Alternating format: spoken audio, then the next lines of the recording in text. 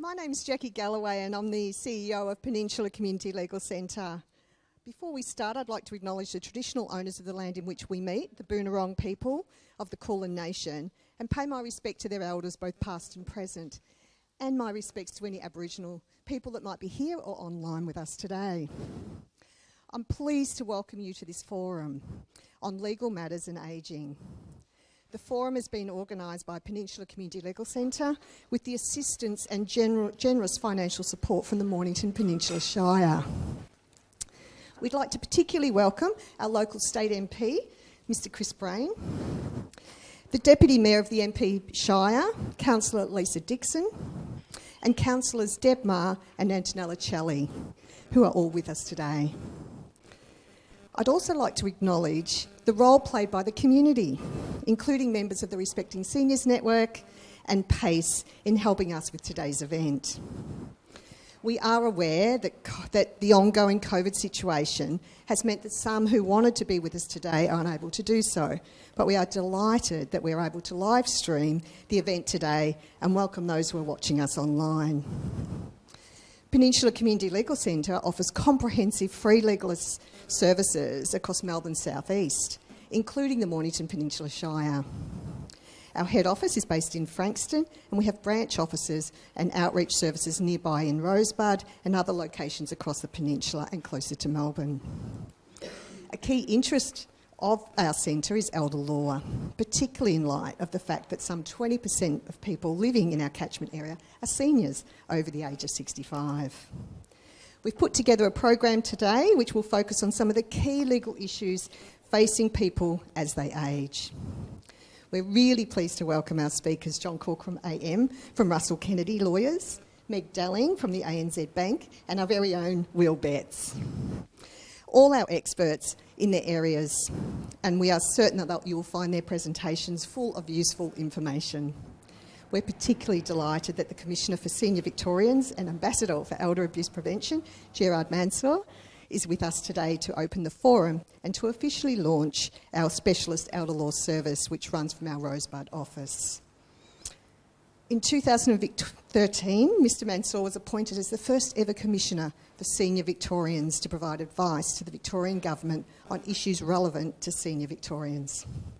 In 2016, Mr Mansour's role was expanded to include acting as an ambassador for elder abuse prevention to give older victims of family violence a voice and to raise community awareness of elder abuse.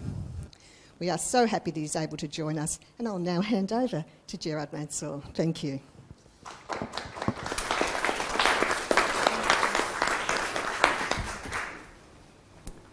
Thank you very much for that lovely introduction, and hopefully the technology work. We're running live now, so thank you very much. I'd like to welcome everybody to the Peninsula Community Legal Centre Elder Law Forum, and I'm delighted to say it's one of my first out and about activities for a period of time, so I can't think of a better place to come with such wonderful people and such a magnificent view. Doesn't it bring Australia together in such a beautiful way?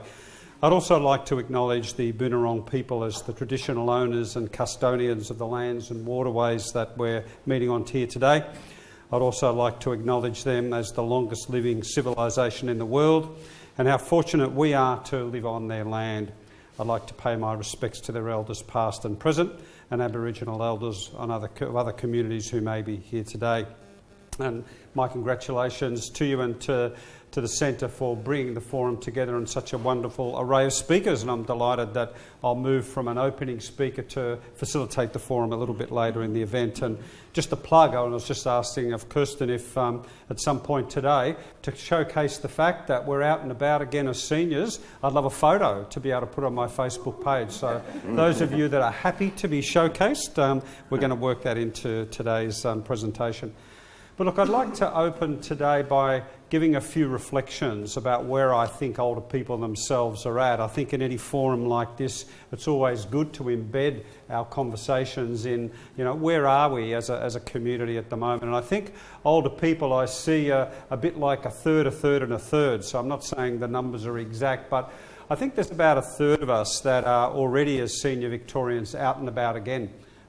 People that reconnected with families, loved ones, have been to the football, been to live shows, and are very confident to re-engage with our community.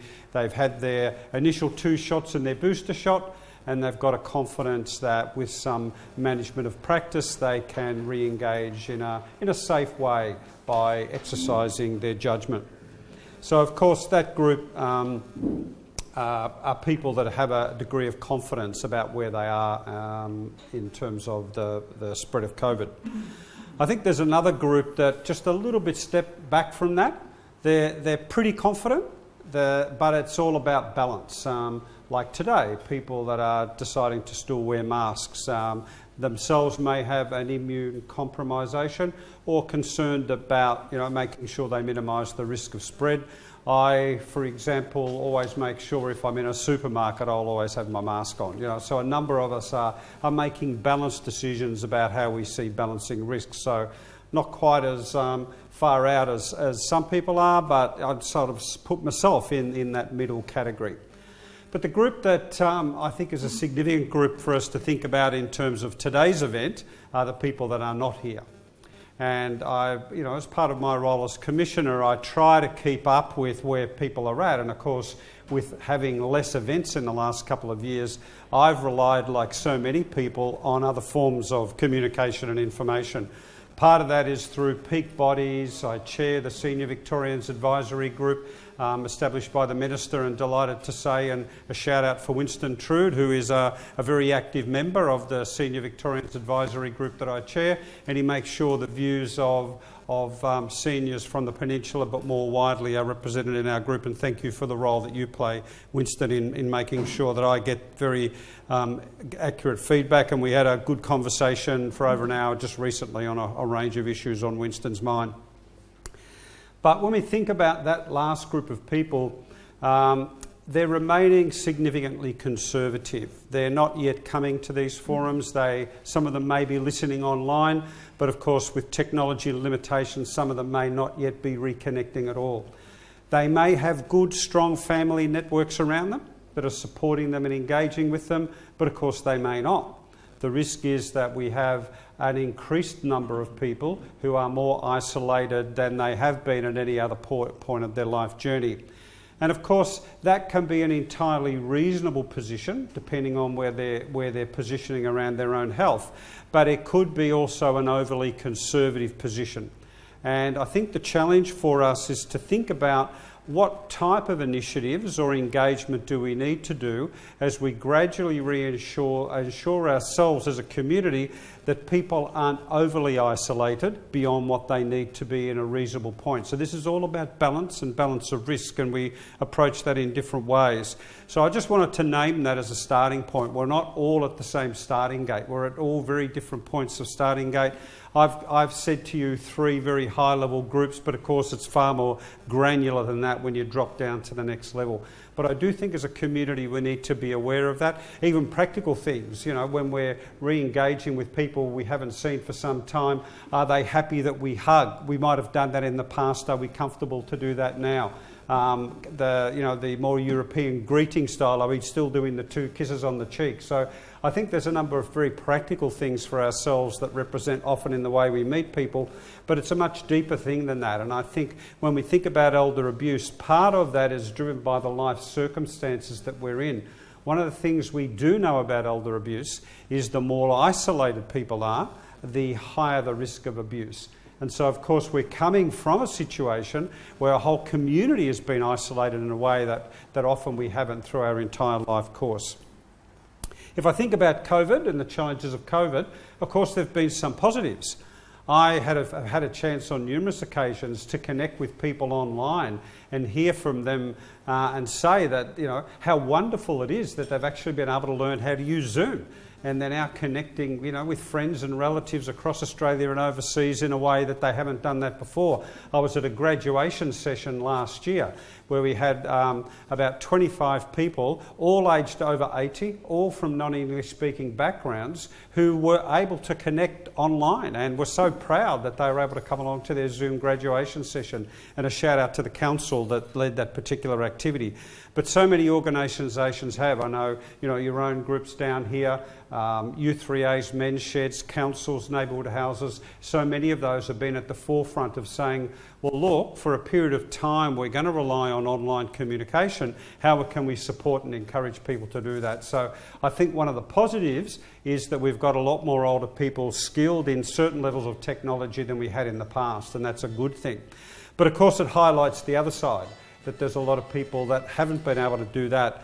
Just some very early indicative figures. A number of organisations have said to me at this point they think they've got about half of their active members re-engaged. So they had to pick a ballpark figure, and I've heard that from organisations like Men's Sheds, U3As, so many organisations. From a volunteering point of view, a little bit more challenging. From a volunteering perspective, older people that were volunteering, I think at the moment we've lost somewhere between a half and a third. Is it just a temporary thing? Is it going to be a longer term thing? Why? A number of those people are very concerned about bringing a virus in to vulnerable people. So whether it was Meals on Wheels volunteers, someone going into someone's house, whether it was someone volunteering at a residential aged care setting. So a whole lot of volunteers have been at a point of caution.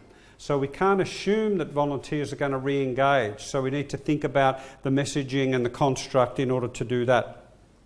So of course there are very significant challenges that a number of people continue to face that do set a context for today's forum when we think about elder abuse. I'm delighted that John today is going to talk a bit more directly about aged care. I think that's a really important topic. In terms of my work as a commissioner, probably the biggest change that occurred for me in the last 2 years is becoming an active advocate for families and residents that live in residential aged care in terms of communicating with our public health team.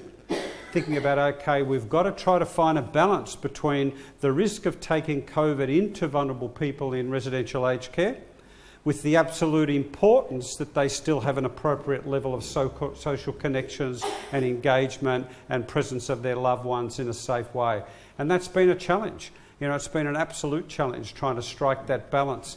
Part of it's been driven early on by an absolute lack of understanding of how the virus spreads. If you cast your mind back, we still have learnings about how the virus spreads. So how do we find that balance between ensuring that people that live in residential aged care have an appropriate connection with their loved ones? And I'm delighted that we've named that as an important topic for today.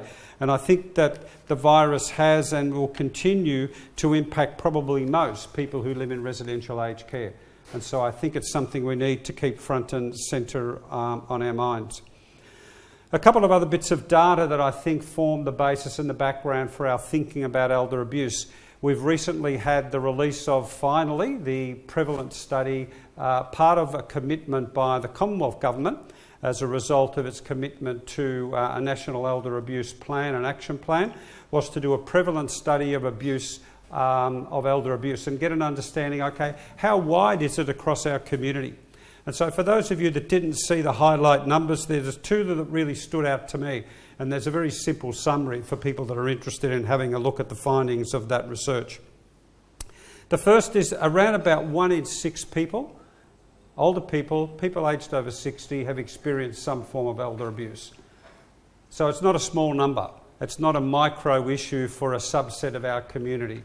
All right, so about 1 in 6 older people have experienced some form of elder abuse, and that's across a whole levels of continuums of fairly minor to enormously severe. So it's not a small number of people that we need to think about. And the fact that you're here today to learn more about it, share your thoughts, is a really important part, because what it tells us is that with the 6 degrees of separation, most of us will know somebody who is in some way affected by abuse.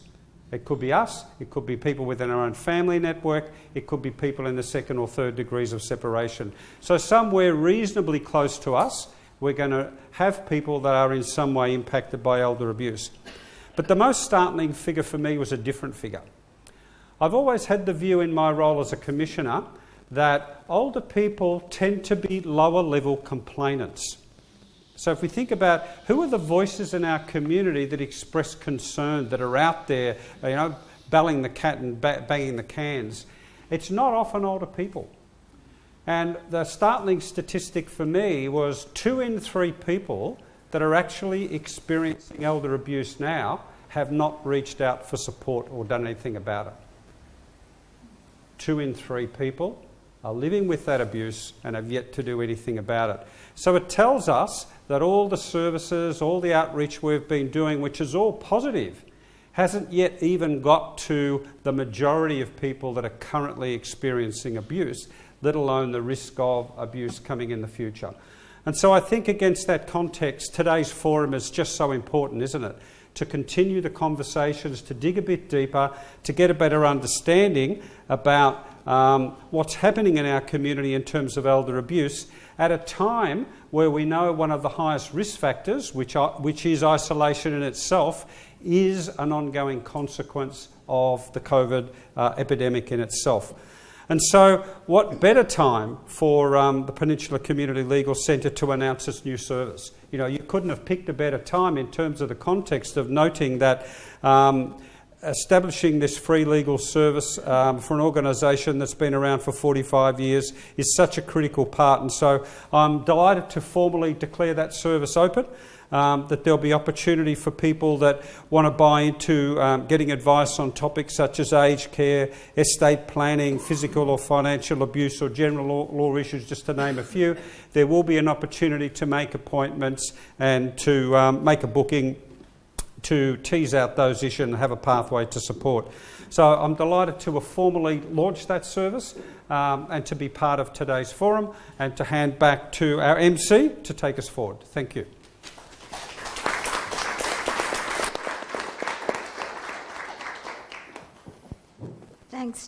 Thanks, Jared. That was a very thought-provoking opening. I'm Kirsten Young from the Peninsula Community Legal Centre, and I'll be your MC for the day. I just wanted to start, before we hear from our speakers, with a few housekeeping points. The toilets, if you haven't found them, are through the door down the corridor to the left. And while today is a legal forum, it's important to note that we're not going to be giving legal advice today. It will just be information about the issues. If you do need to get legal advice, there are brochures at the back of the room on the table about our service and other ways that you can access legal services. And there are also, as you'll have seen, brochures about the different topics that will be discussed today. Today's event is being live streamed and there'll be a recording of the session available afterwards. The format will involve talks from each of our 3 speakers, and then we'll have morning tea in the middle. And then after morning tea, we're going to have a Q&A session with the panel that Gerard will moderate. So I'd ask you if you could hold off on any questions, if you have them, until that Q&A session at the end of the morning. So I'm pleased to introduce our first speaker, John Corcoran. John is a principal and former chairman of Russell Kennedy Lawyers, and he's also a past president of the Law Institute of Victoria and the Law Council of Australia. John also volunteers at PCLC's Elder Law Service that Gerard just launched, which is on the 3rd Friday of the month at Rosebud. And he practices in the areas of property and business law, with particular emphasis on advising the providers of aged care, retirement village and healthcare facilities. The topic of his talk is retirement living options for seniors and aged care. So please join me in welcoming John.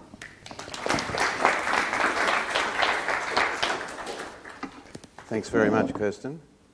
I've now got to weave the magic of the Bluetooth. Just make sure that works for you. Yep.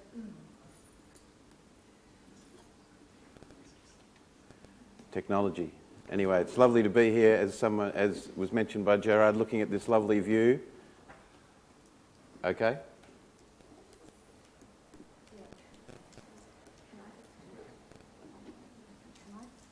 Yeah, sure.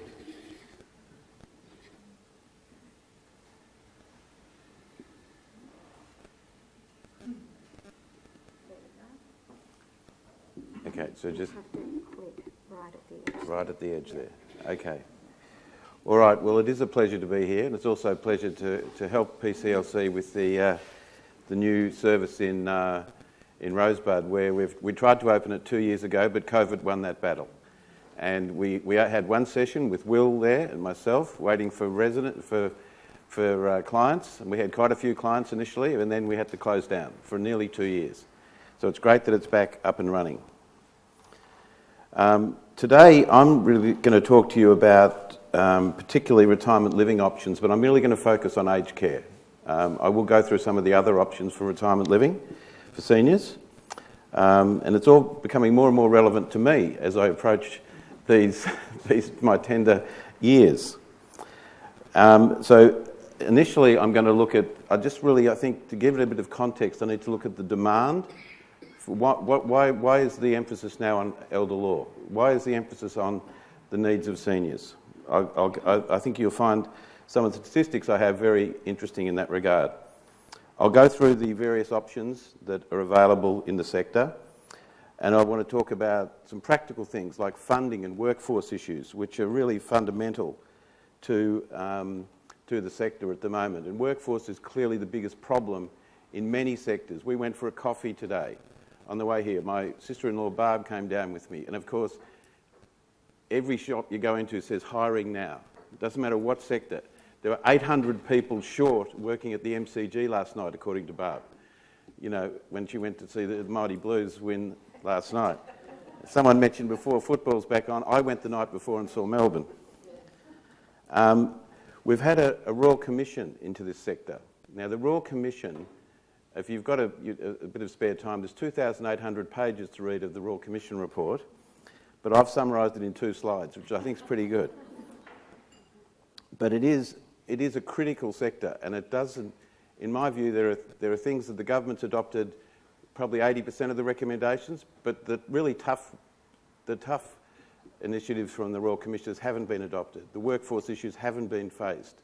There's as some of you might know, it is a critically underpaid sector, the workers in that sector.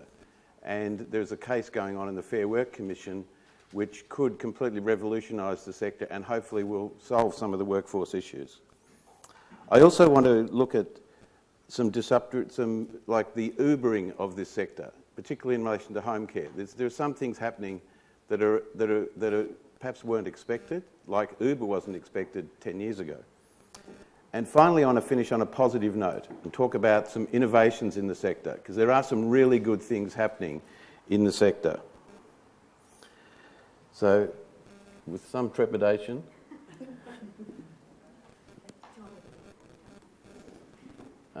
maybe. Okay. All right. So I'm starting with the context. Now, if you think it's a problem today, have a look at some of these statistics. 70% of all people who have ever lived anywhere to the age of 60 are alive today. Over the next 30 years, the number of people in Australia aged 65 to 84 will double, and the number of people over 85 will increase by 4 times. Australia's average life expectancy is lengthening by more than 5 hours a day every day. And I can't substantiate this, but I have read somewhere that the first person to live to 150 is alive today. I'm not sure that's an ambition of mine, but perhaps the next slide. Again, some more startling statistics. You can read what's on the screen, but the one that really jumps out at me is that by 2030, which is not that far away, there'll be more people over 65 in Australia than children under 14. Now, what does that say about the ageing of our society? So to the extent there are any problems with funding aged care now, just think what the situation is going to be like in 2030 and 2050. Perhaps go to the next slide. And this just confirms it, that the fastest growing age group in Australia is the 85 plus age group, increasing at 3% annually. by 2060 there will be 1.9 million Australians over the age of 85, over 40,000 of whom will be centenarians. It's quite extraordinary. Perhaps go to the next slide. So just finishing up on this issue of demand, why are people moving into retirement village or aged care? There are factors, there are push factors and pull factors. The most common factor in relation to aged care is clearly health. And I'll talk about this a bit later, but the aged care sector has become for the very frail aged. There used to be a low care sector and a high care sector, but a number of years ago the government had a living longer, living better reforms, which really pushed people who previously were in low care hostels and aged care facilities back into retirement villages or remaining at home to get with home care support. And so those that went into aged care were the much more frail aged, and you'll all know that from your daily contact with that group. Things like the death of a spouse, no family support, or other factors. Again, it's quite a complex scenario. There's the cost and affordability of the sector as well, which is something I'll address later on. So perhaps the next slide, thanks.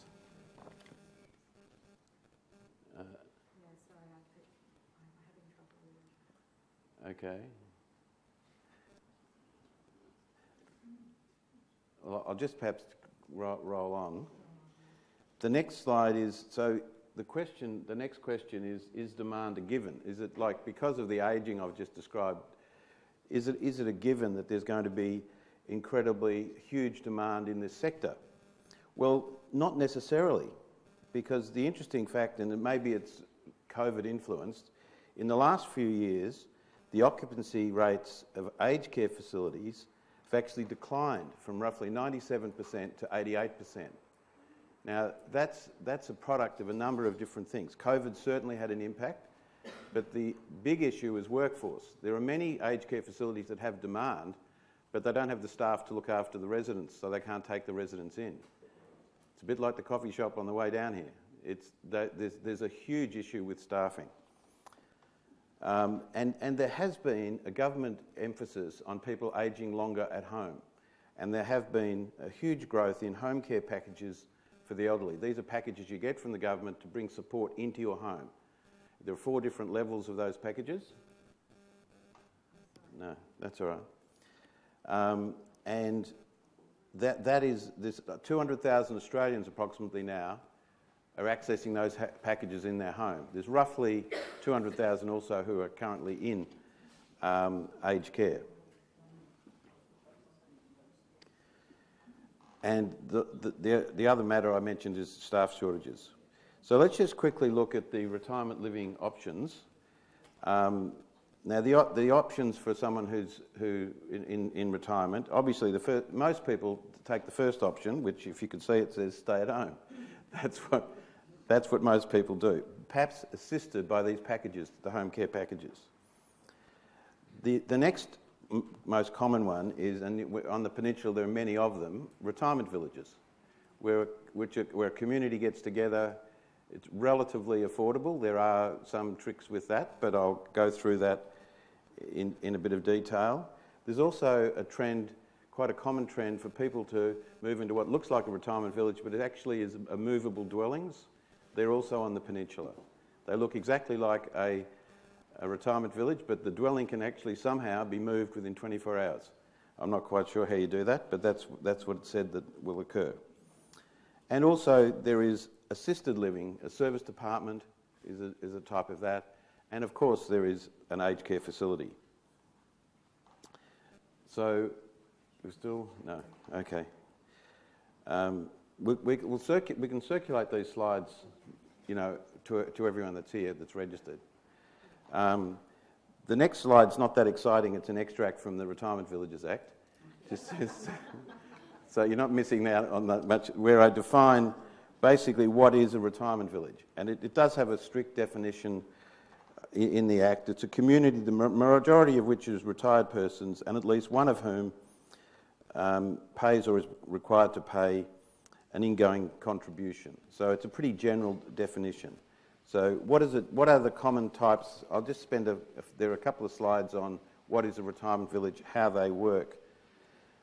There are different types of retirement. In some retirement villages, you actually get a title to your unit like you would to your home. There are others, but it's more common, that you get a lease of your unit. There are all sorts of different financial arrangements at a retirement village. There are management agreements, option agreements. One of the things I've said here is it's really important. These are complex, can be quite complex arrangements.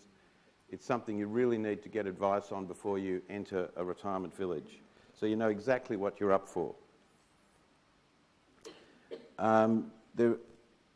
In relation to the financial side of retirement villages, what you have to look for is what is your ingoing payment, what is the regular service fee, is there an exit fee, what if so, how's it calculated, is there a fee that you have to pay to when you resell your unit, do you have to refurbish your unit, and are there sinking fund contributions? You just need to be really clear that you understand that.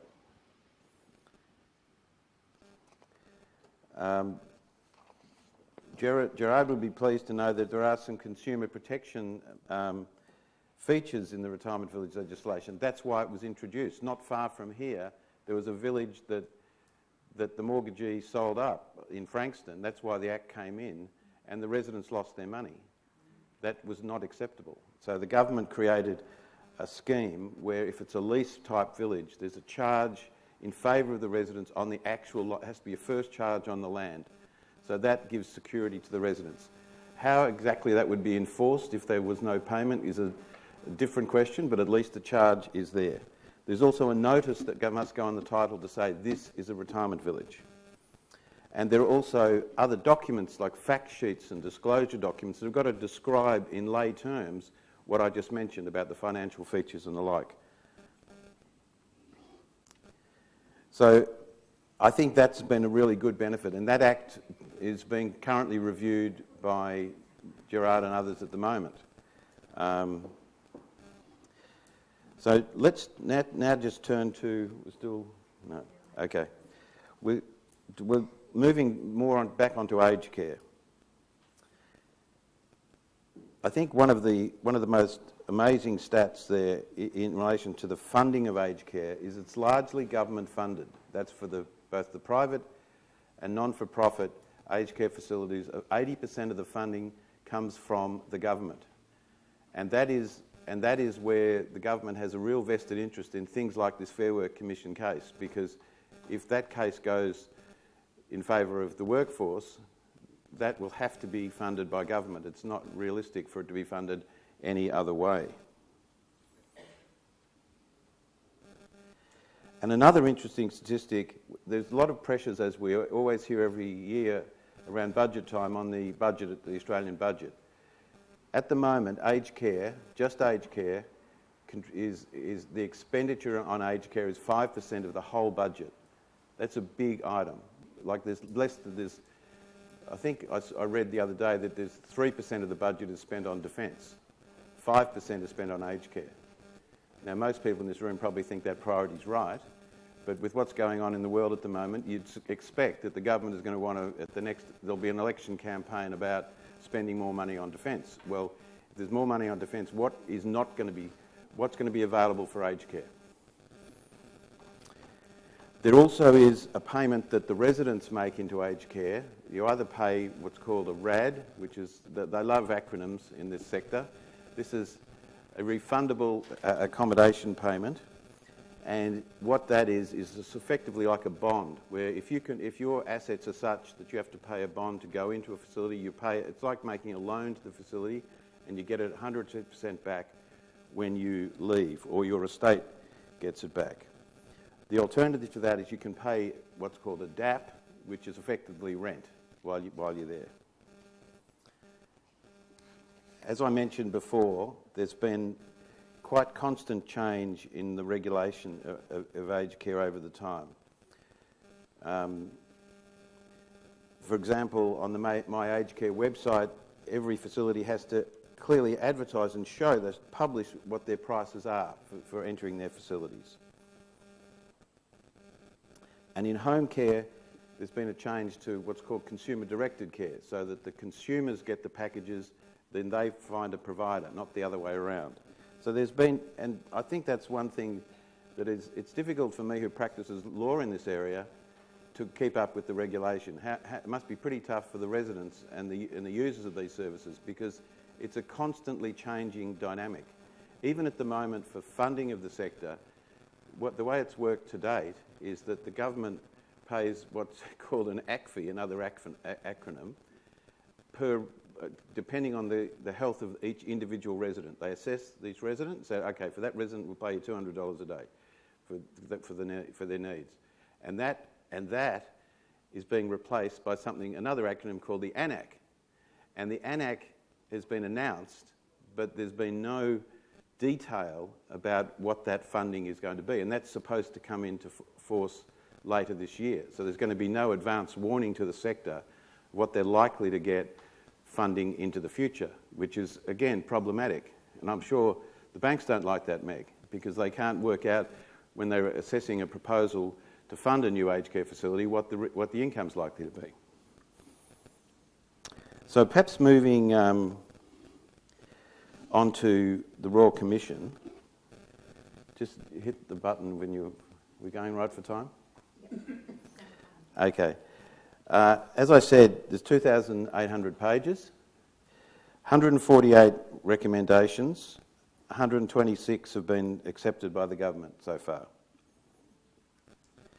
The Royal Commission looked at the numbers, and the Royal Commission went for 6 months, had a lot of resources, looked really deeply into the sector, and noted that the government spent $23 billion a year on it.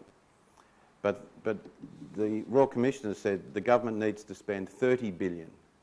Now that's before the Fair Work case that's on at the moment, because we must bear in mind that the personal care attendants at an aged care facility are amongst the lowest paid workers in Australia. And if you think of their responsibility of their role, that just doesn't line up. Why should they get paid less than a barman at the Dramana Hotel? So, as I said, on 2 slides when you see them, I've summarised the Royal Commission report. Okay, so we have a universal right to quality care. That's a fundamental thing. So we get the problem with some of these recommendations is it doesn't say exactly how. It must come back to care. It must come back to the number of people that are providing the care at each individual facility. But of course, the more people, the more salaries, the more cost. And 80% of that cost is government cost. There needs to be, because of some of the very unfortunate events that people are well aware of, there needs to be a restructuring in the governance in aged care. It's been suggested that there be a new bureaucracy under the Inspector General to be the Inspector General of aged care. I think one of the things that we've got to be careful about in the sector is that the funding actually goes into the care, not into the sort of the regulation of the sector. But it's it's really important that there's strong regulation, but it's more important, I think, that the funds go into the actual care. It's acknowledged by the Royal Commission that there has to be a real need to put dementia care front and centre of the aged care system, and I think that's self-evident, particularly as the sector ages and there's more frail aged people in aged care, definitely will have dementia. There's also greater assistance for families is suggested to access services in their local communities. And I mentioned home care packages. There's calls to remove the waiting list, and you basically assist more people to get home care. Now I will deal with the workforce issue, which, as I said, is pretty self-evident. But one of the most, it is the major structural issue in the sector at the moment. But on this next slide, it gives some statistics again for you, and I think you'll find this quite staggering. In 2012, there were 16.3 working-aged people for every person over 80. It's estimated in 2050 there'll be 5.5 working people for every person over the age of 80. So again, you can see the demographics are putting pressure on this sector. You'd have to think in 2050 that those 5.5 people working will be paying a lot of tax.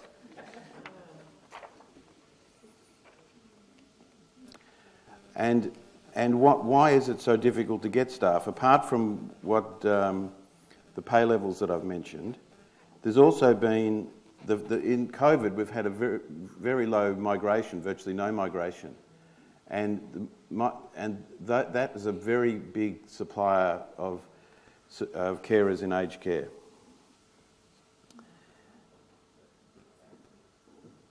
So I've got a really cute slide now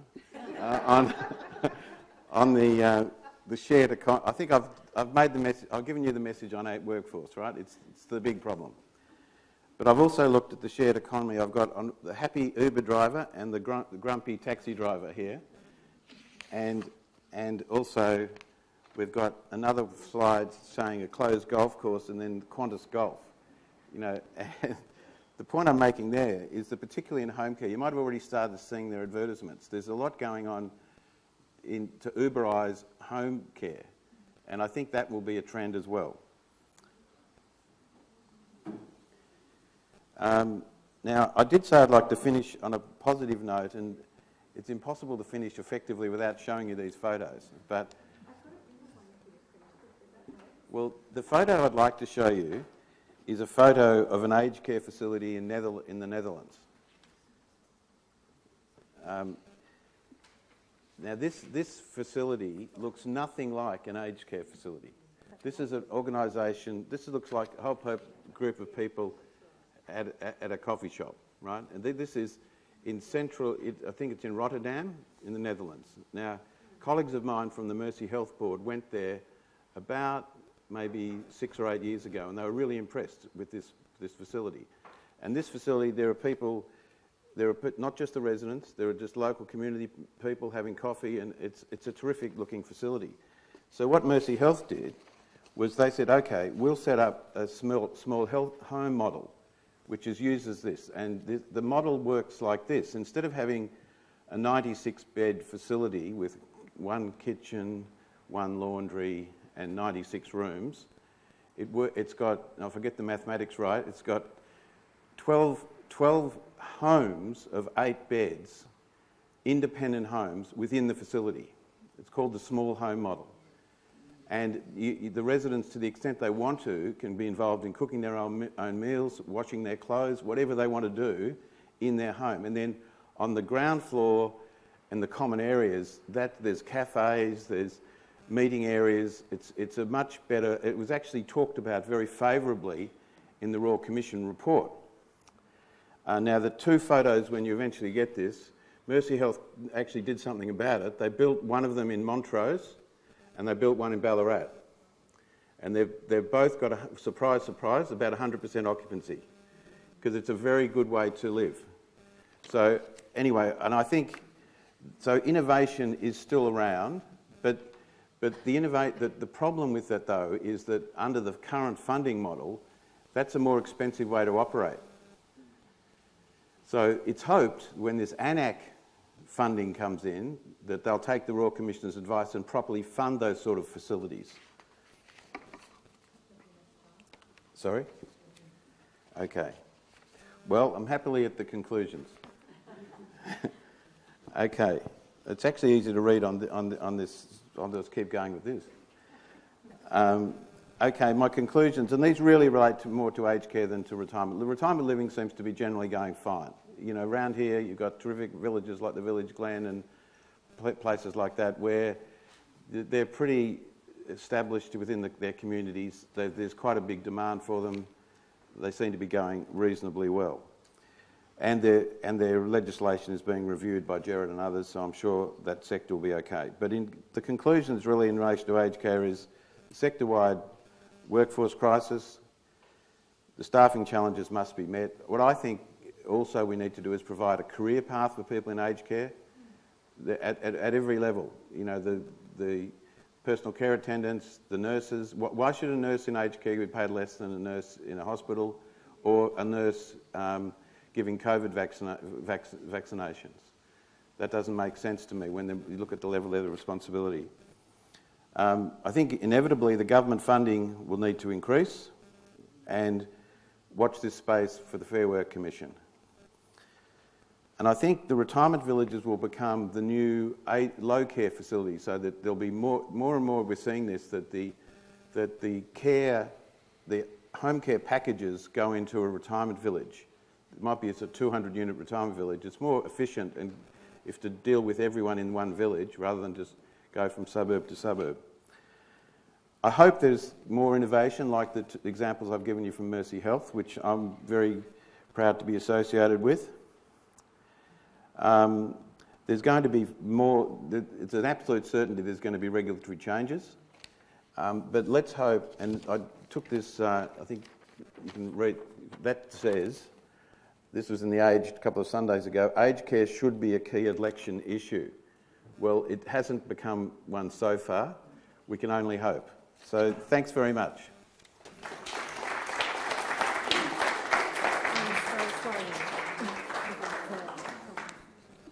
Thanks very much, John, and I'm sorry about the gremlins that got into your presentation. I think you've had our next speaker, Meg Darling's slide, up behind you for most of your talk.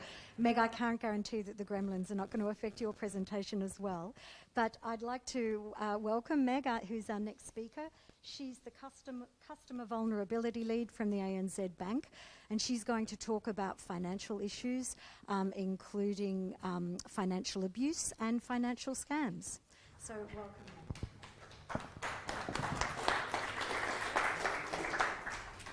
Thanks, Kirsten. Hi, everyone.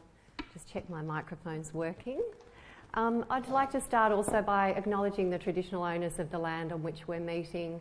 I pay my respects to elders past, present and emerging, and any Aboriginal and Torres Strait Islander people who might be with us today in the room or watching on video. I'd also like to thank Jackie and Kirsten for inviting me to join you at the forum today. It's really fantastic to connect with others in the community legal sector, Gerard and John, and to really foster a conversation around these important issues. ANZ is alongside a number of other banks participating in a trial at the moment with Victoria Police to look at how we can collectively build better responses, stronger responses to elder abuse, and in particular financial elder abuse, which is a real challenge for us in the community. And banks do see this. Very sadly, we are on the front line of seeing financial elder abuse. So I'm going to talk a little bit about what we see, but really what I want to do today is give you some practical guidance on things that you can think about to protect yourself, to protect family members and friends. I'm going to touch a little bit on elder abuse to start with, but then a bit of a subset of that, which is very, very topical, is the cyber type of abuse that we're seeing more and more of. And I'm pretty sure everyone here today has been on the receiving end of a scam. They are everywhere, and we're going to talk a little bit about scams in particular and what you can do to try and limit the risk of harm from scams. I'm not sure if slides are working. I'll just go with it. All right. Okay, well, I might put my slides in front of me.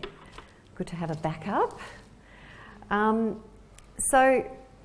I'll quickly just touch on my role as well as a customer vulnerability lead at the bank.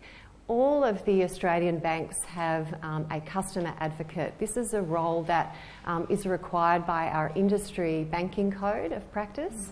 And this is it's an office, it's a team in all of the banks. It's more than one person, although it's headed by the customer advocate, that really is there as an independent voice to really try and improve customer outcomes. Within that team, we have some specialists that do particularly complex and sensitive case management, so things that are referred through that our frontline staff would see, that would include things like elder abuse. In particular, where there might be concerns about cognitive impairment, and we're worried that there's no one looking out for that person. We haven't really been able to identify someone to help. But also within the Customer Advocate Office at ANZ, we do a lot of strategic and policy work, and that's the area that I lead. It also takes in accessibility, so we look at people, we look at policies and programs to support people in the community who may experience barriers into doing their banking. That could be due to remoteness, that could be Indigenous communities in Australia, could be due to age, could be due to digital literacy, language barriers, disability, and a whole range of things that may present barriers to people. We look at how we can better support those customers. So that's kind of setting the scene, but thinking about financial elder abuse. So what is it? It's a pretty intuitive thing. It's basically when someone else is taking another person's money or manipulating or controlling their financial decisions. We know that this can happen to anyone. It can happen in the context of lots of different type of relationships. But we also know from the statistics that older people are at particular risk. And I think Gerard touched on this. Isolation is a really big risk factor, but also people that rely on others for their care. We also know, we've got a sort of intersection where there's disability, physical or other types of disability that again may increase the need to rely on others for care. There are also other risk factors like low financial literacy and language and cultural barriers. And absolutely COVID has exacerbated this for us in the community. Again, Gerard made that point very, very well, because we've seen a huge increase in isolation. And for people who had a particular health need to isolate, others who are still not comfortable to be moving around in the community. So that's still a challenge that we face. So it's really, really common, really normal to be looking to get some help with your banking as you get older, and we think that is a phenomenon that we see and our frontline staff are ready to help with. But of course, it can open the door to abuse. As soon as you let someone in to help with that, you do increase that risk. So there's a couple of ways that we do at the bank see support. We will see it through what I would call a formalised mechanism, like a power of attorney, and there's different types of powers of attorney. There's ones that you can put in place that will expire if you lose capacity. They essentially come to an end. And then there's enduring powers of attorney, which will endure beyond you losing capacity. So we see those, they're very common. We have processes in place to load those onto people's accounts. And in many ways, they're really good for banks because they make any possible abuse much more visible to us. So a power of attorney will be given their own profile in the system digitally. So we know if it's a customer doing the transacting or if it's their attorney. And so that's a way that we can monitor if things start to look a bit suspicious, a bit unusual based on what we know about the customer. A power of attorney is obviously a document that gives someone a lot of power over someone's affairs. But just with banking, you can also appoint someone as a third-party authority, is the term we use at ANZ. And that can be much narrower. It can be just to do with your banking, and you can set even transaction limits on that. So that's quite a practical mechanism if you're wanting to involve someone else. There might be convenience reasons, like you're going to be in hospital or you're going to be travelling. But it also can be useful if you're starting to need to have a little bit of help with your banking. There's ways that you can reduce the risk of someone abusing even powers of attorney and third-party authorities, things like appointing multiple people. So I think even if I'm a power of attorney for my mum, and there's other siblings that I have that share that with me. So what that means is we kind of keep each other accountable. So, I mean, none of us are really going to do the wrong thing, but if you did have that risk within a family situation where these are very common, there's more visibility, there's more transparency if you have multiple people who are able to transact and help support with those affairs. But interestingly, we also know that there's a lot of informal support that happens in the community. And in many ways that's fine, that's a normal thing, but it can be problematic in the banking space. And interestingly, the elder abuse prevalence study that we've heard about this morning had a really, really interesting statistic for me in there. And that was that 28% of older Australians that responded to that survey said that they'd given their PIN or their password or their bank card to another person. So that might work really well for lots of people. And I bet lots of people here in the room have done this. They get a bit of help from someone else. But it can be problematic for a bank because it's essentially invisible to us. We don't know that someone else is doing that. So in terms of monitoring, we do a lot of transaction monitoring. Most people would be aware that banks are looking out for fraud. Very much. That's a big challenge. We have a lot of software that's looking out for fraud. That can also pick up unusual transactions that might actually be abuse. So it's a trusted person, or it could be that we don't know that a customer has given their card or their password to someone else. And all of a sudden, some transactions come up like we're aware that the customer is a resident in an aged care facility, and suddenly we see large transactions like the purchase of renovations or travel or something that really does not line up with what we think that customer would be doing.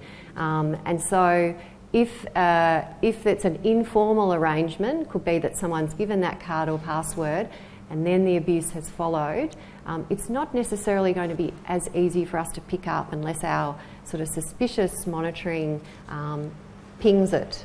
So that's something to think about. So we heard already that 1 in 6, nearly 15% of Australians, it's a really, really big challenge experiencing abuse.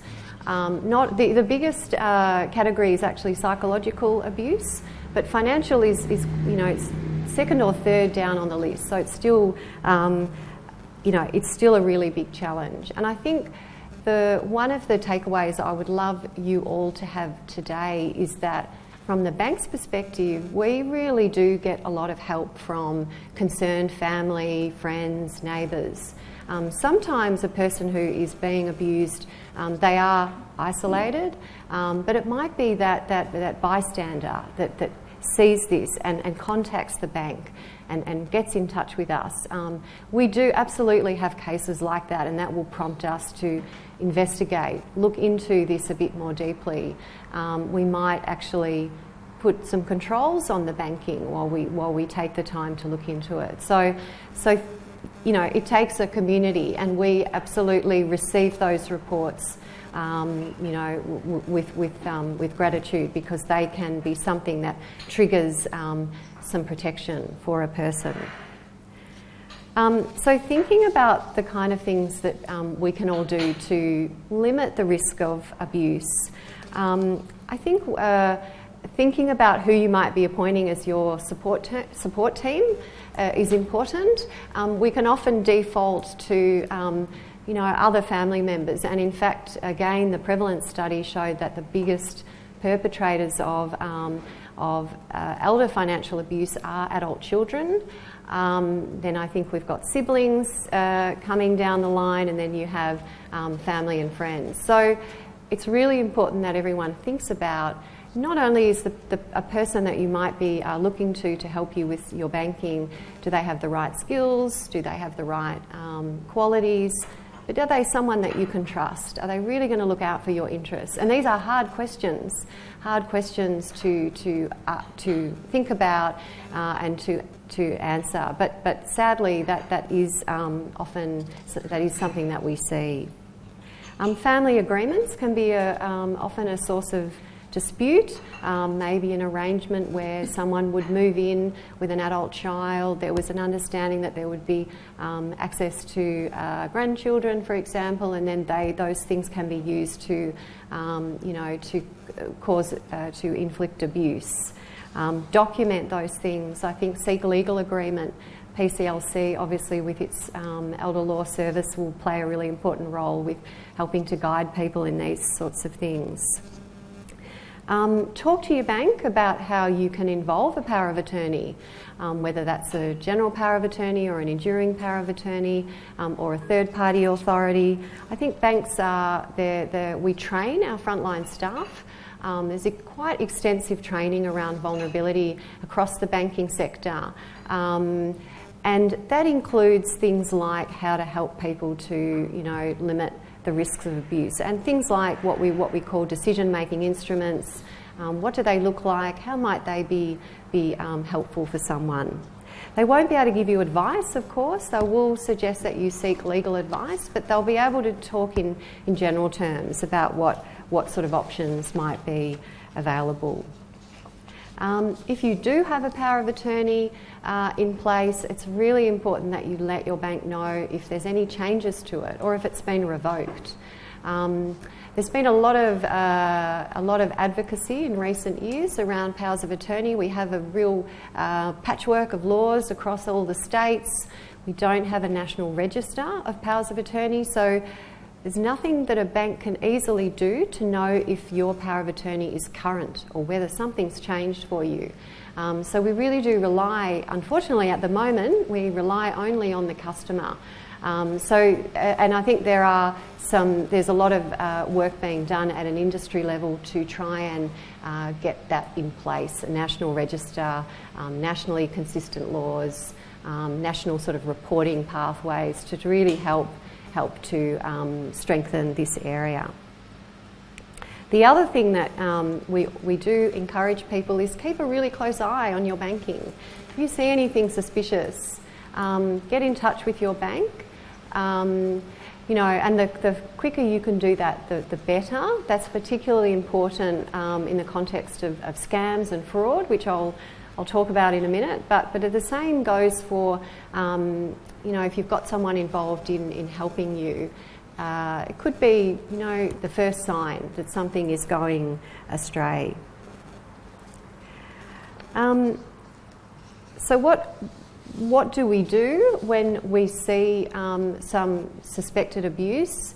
So the first thing we will look to do if we see real kind of red flags that something, something's not quite right, is we may actually suspend access to a bank account. Obviously this can be a challenge, so this is where a lot of our case managers have to really look closely at these scenarios. Because if you suspend access to someone's banking, you can imagine that's a really high impact thing to do.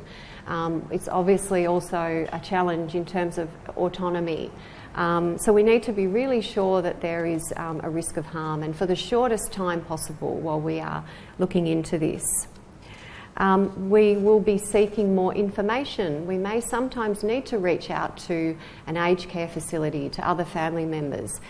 That if we cannot get information from the customer directly, and that may be, we do see cases where, particularly where someone has been cut off, it's very hard to contact them. Now when we do that sort of engagement, you can imagine there's really, really complex privacy aspects of that, so we can't have those conversations without sharing information about that customer, but sometimes we can get enough information to find out, for example, that an aged care bill has not been paid.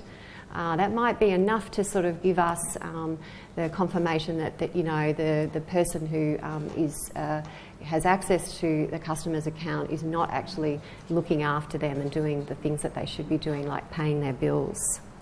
On occasion, in particular, where we're concerned about physical harm, we will get in touch with the police.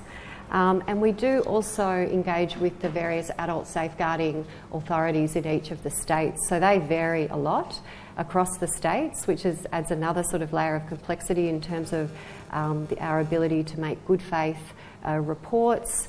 But that's another thing that we will do for more complex cases. So we talked about the fact that the perpetrators of abuse are often the people that we most trust and most depend on. I mentioned that children are the largest perpetrator group, 33% in the national prevalence study, followed by friends, 9%. So it's not necessarily just a family member, it could be a close friend. And also service providers, 6% service providers. So again, I think this comes back to John's comments about, we have exacerbating factors like there is low payment for a lot of these workers, and obviously there will be opportunity there if they are the person is very dependent on their carer. Also, I think the statistics around not reaching out for help are very sort of really very clear to banks. Even when we do see things and we raise the issue with our customers, there is very, very commonly reluctance to report, reluctance to take action, because that is someone that is someone they care about. They want to protect that person. There's also a lot of shame often and stigma. So it's a really complex area.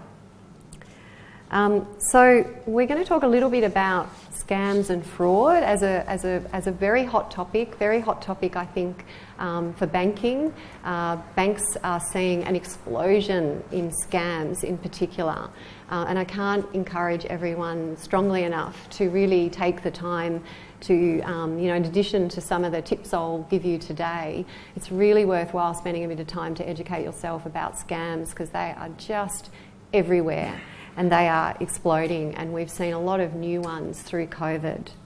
And the banks are seeing very, very significant explosions in loss, in customer loss. So people are losing large sums of money. The ACCC has a really fantastic website, and every year they run a campaign around scams awareness. The website is called Scam Watch. I encourage everyone to have a little look at that. They have some pretty confronting statistics. In last year, and these are the reported scams, nearly 270,000 Australians made a scam report to the ACCC with losses of $323 million. So it's really staggering. We also know that, I think the statistic is they believe that only 30% of scams are reported. So it's kind of the tip of the iceberg. So scams obviously cause a lot of financial loss, but they also cause very significant emotional loss to people, emotional harm to victims and the broader family. Scams obviously target people of all ages and all backgrounds. They don't discriminate, but there are definitely some scams that are targeting older groups. If you look at the ACCC website, they've done a lot of research into this. One of the drivers is this group will often have more money. That's a kind of a good target. Go for people that have more money. Romance scams are a really growing challenge. Scammers actually are very predatory. They will scour dating sites and they'll look for older people according to their profile who have recently divorced or lost a long-term partner. So they kind of scrape that information from these websites and then they target those individuals. So it's pretty horrible stuff, really. Yeah, I can see shaking your head. It's pretty horrible stuff. There's also, a belief, rightly or wrongly, that older people may be less internet savvy or tech savvy. Now, we know at the bank that actually older Australians are one of our biggest users of digital channels. So we know that the data tells us that older people are moving really quickly to digital platforms and systems, and they are embracing them, just like every other age group. But I think there can still be this prevailing perception. So what kind of scams are we seeing? I'm going to do just a bit of a run through. We did have some slides, but so the things that you may have already been on the receiving end. an IT support type scam, like your Telstra ringing you to say that they're ringing because they're there from technical support. They might require remote access to your computer. Unfortunately, lots of people are giving this, they're granting this access. So one of the interesting developments that we're seeing in the financial sector now is what we call behavioural biometrics. So I mentioned that banks do lots of monitoring, lots of software is running in the background trying to pick up things that don't look like you based on what we think you would look like in terms of where you might transact, the types of transactions. But the latest sort of overlay to this is looking at your behavioural kind of fingerprint in how you're transacting. So it might be that Meg tends to move around the screen at a certain pace. She tends to click here. She tends to take a certain speed. There's a whole lot of things that sort of look like your fingerprint, your biometric fingerprint in terms of your web activity. And if someone is remotely accessing your computer, all of a sudden that will ping this software to say that, hey, that's not Meg, that's someone else actually doing that transaction activity. So that's a kind of a new phenomenon that we're seeing being used a lot more by banks. So as the scammers open up new frontiers, we're trying to scramble to come up with new innovations and new technologies to respond to that. Romance and dating scams, particularly heartbreaking ones, I think, is the second most common category. Obviously, this is where a scammer forms a relationship with a person, and they may or may not extract money, but in the cases where they are extracting money, it can be really, really large sums of money. I think there's also cases where people have been asked to be put into a will. So, pretty horrible stuff. Investment scams. These are actually by far the biggest category of scams, investment scams. So, and we at ANZ, we've seen particularly some culturally and linguistically diverse groups across Australia impacted by these, where we have this almost like the trifecta, I call it, where there can be language barriers, technology literacy barriers,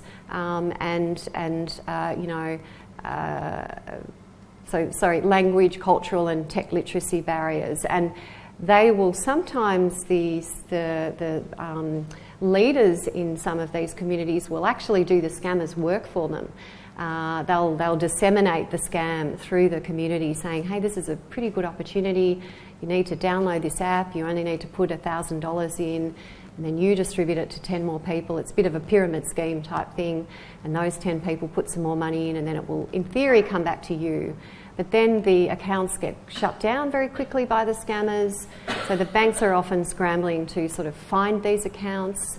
So these can be really, really harmful, and they can spread like wildfire, and then they disappear. The scammers will literally evaporate and the money's gone. Investment scams is really something to be looking out for. Other types of things like job opportunities, sort of get rich quick jobs, travel scams. We probably haven't seen as many travel scams in the last couple of years. Fake charities, and then you've got sort of account fraud type things, which people have probably heard about over time. Things like phishing with a PH, where someone encourages you to give them your username, your password, your credit card, etc. They're posing as someone that you can trust. Things like skimming, where a fraudster will install something on an ATM or an EFTPOS machine to collect the information in your card. And basically old-fashioned card fraud, where they'll actually just steal your number and use that. So what kinds of things can you do to protect yourself? I think the number one thing is being alert, being really, really hyper alert. If if you receive any phone call, email, almost questioning that, unless it's really from someone that you know, you should start with your defences up in a way, because these are so prevalent. And of course the old saying, if it looks too good to be true, it probably is.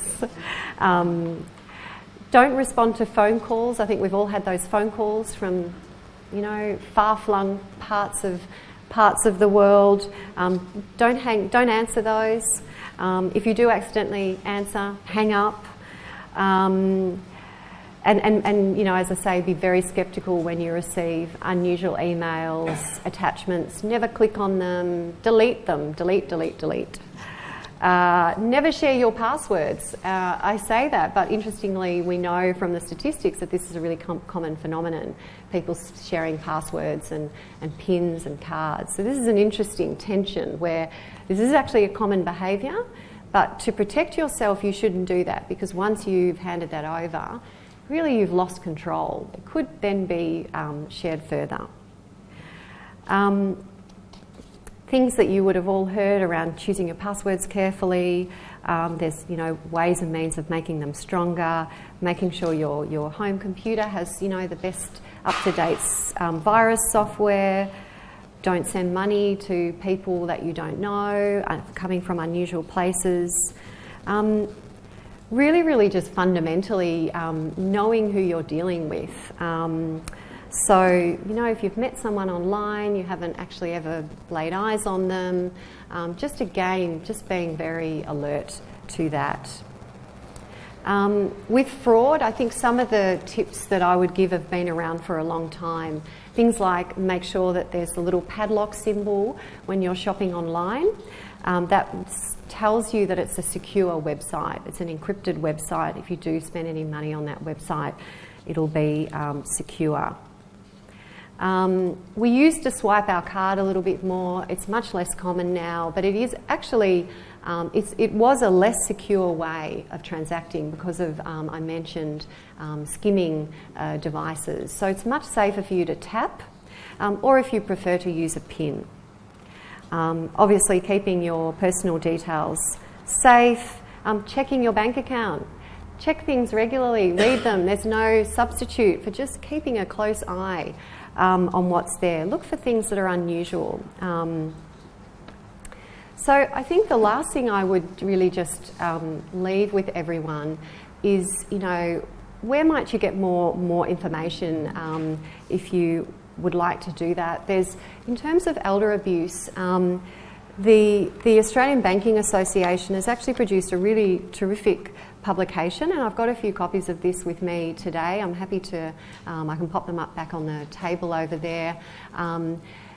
This is a really great guide that sets out pretty much the things that I've been talking about today. It's a couple of years old now, so some of the tech has changed, but it's still a really good guide on how to limit your risk of financial abuse and also, you know, fraud and scams.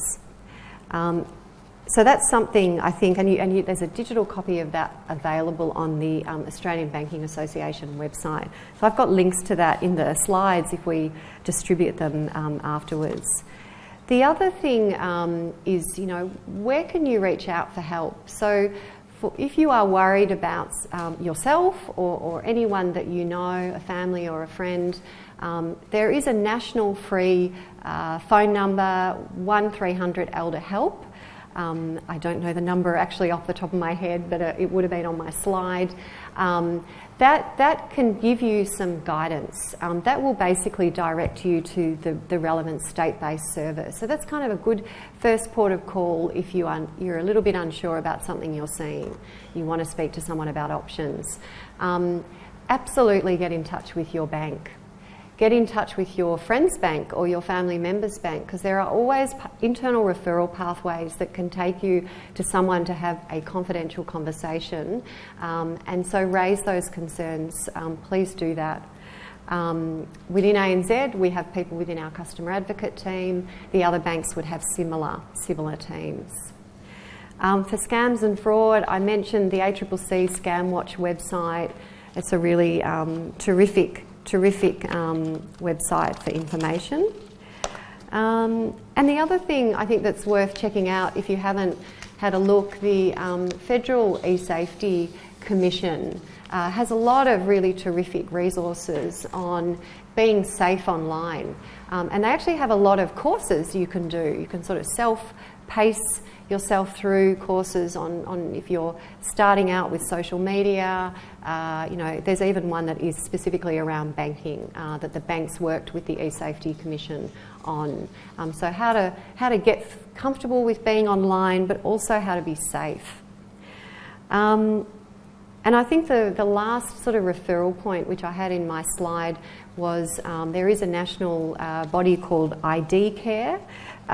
If you're concerned that you've been a victim of identity fraud, which is again something we see more of, they can guide you on what to do to address that. So that's everything from me. I don't think I've missed anything in my slides, but we're happy to take some questions, I think, later. Yeah. Okay.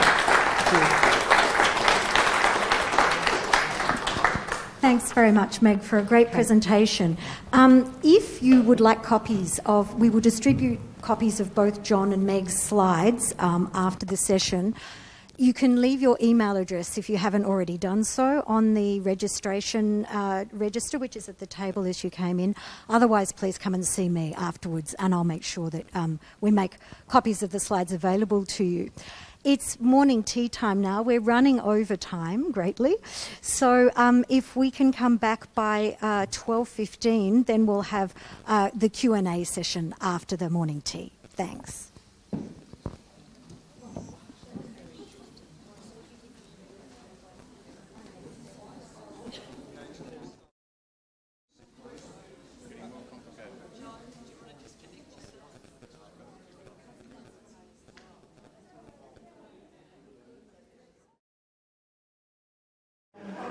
I'm sure everybody's got a lot of questions, so I'm sure we'll try and speed through to the question part.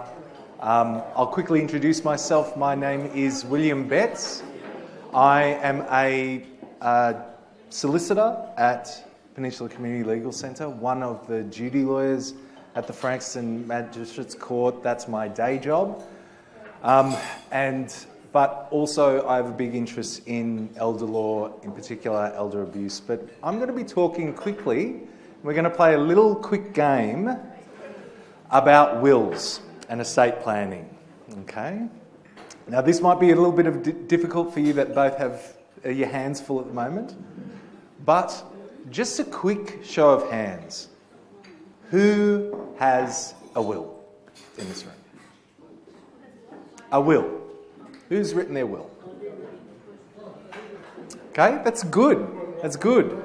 I've been to places that didn't nearly do as well as that, so that's good. Who has done their will within the last 5 years?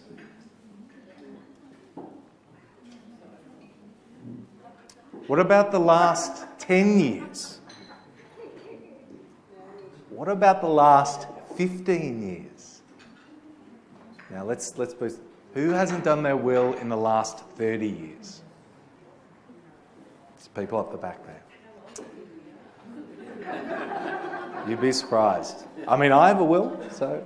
and also, another question, this one's a bit of a curly one. Who knows where their original will is? Hands up. Okay, that's good. That's really good. You've all done incredibly well there, because the amount of times that I've done talks like this and I've said, do you know where your actual will is? Some people are kind of gingerly put their hands up, maybe not quite sure.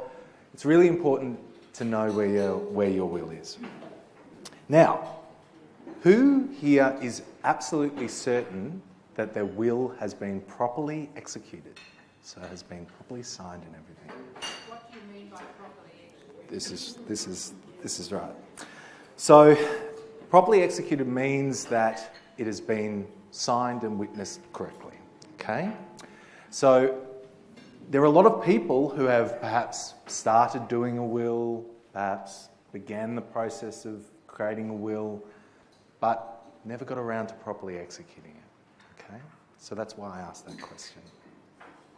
Now, wills are obviously very important for people as they get older, not just for older people, but for anyone in general. And there's a few key things that I'd like to identify that you should think about when drafting a will. And because perhaps I come from a different perspective than, say, your traditional estate planning, there's a few things I'd ask you to consider if you are thinking about redrafting your will, especially some of you that may put your hand up in the later years, so in 15 plus or 10 plus years ago, that may want to think about drafting a new will. Is a will kind of used to be just a way to distribute your assets upon your passing. One of the ways that I think people should think about when they're thinking about their wills is also a way to minimise or mitigate conflict amongst your family upon your passing. It is perhaps one of the last things you can do to help your family when you pass. And so thinking about it and discussing it with your family can really help with mitigating conflict upon your passing. The amount of people that I know or who attend these kind of forums, who I've spoken to, who have experience of when a loved one's passed, there's a dispute about property or the estate, which can tear the family apart, and often it'll come back to either there being no will, or it being a poorly drafted will, or being not clear or not an up-to-date will. So it's always worth thinking about. Do I have a complicated family? Do I have a complicated estate? Do I have what's called a blended family? Do I have stepchildren? Do I have... is my son now divorced and therefore I've got to go back and look at my will? Are there adopted children? All these kind of questions you need to start thinking about and thinking about whether I should go back and have a look at my will. Whenever there's a dramatic change in your circumstances, whether it is through the change in your estate, so that means the change in the kind of property you have, as well as the change in your family, it's worth finding that will, making sure you know where it is, pulling it out, having a read of it, make sure that it reflects what you wish. Because the key things essential to any estate planning is, firstly, identifying your assets. So making sure you know what you have, and also making sure you know how it's owned. Okay? The other, and probably the most important one, is to identify your priorities. What do you want out of this will? And I encourage people when drafting their will or redrafting their will, or thinking about their will or estate planning, is to think about it not just as how to distribute your assets, but also think about it as also a document about how you hope your family will deal with your passing. Okay? Because often the actual estate, the property itself, will stand in for a lot of other issues that may not relate directly to that property, but it becomes a proxy of that dispute. And those disputes can make their way all the way to the magistrate's court, and often do. So that's my quick little spiel, my quick little wills game, and you all did incredibly well. So I'll just finish there, and we'll get everybody up to answer some questions, and I hope everybody's enjoying their morning. Thank you for your time. Where would you like me to go? Thanks, Will, for speaking to us on wills and playing the wills game. So could the panel members come and sit up at these stools, please? And Gerard is going to moderate the panel, and I will have a roving mic. So if you can raise your hand if you have questions, and I'll bring you the mic. Thanks, Gerard. Thank you. Well, look, as a group, haven't you been so good, so patient, sitting there absorbing so much information? So I'm predicting there might be one or two questions. So I think we saw a hand there and then a hand here. So Just one, there's a microphone coming to you right here. In the will procedure, Sorry. where does probate sit, and what's the purpose of probate? That's definitely a will question. So, okay. So, I don't want to take up too much. Again, this probably goes into something about where, you know, you can see that I had a big wad of paper here. I don't want to take up too much time talking about the complicated kind of issues around probate. Just in general. Well, listen, as I said, there's a lot of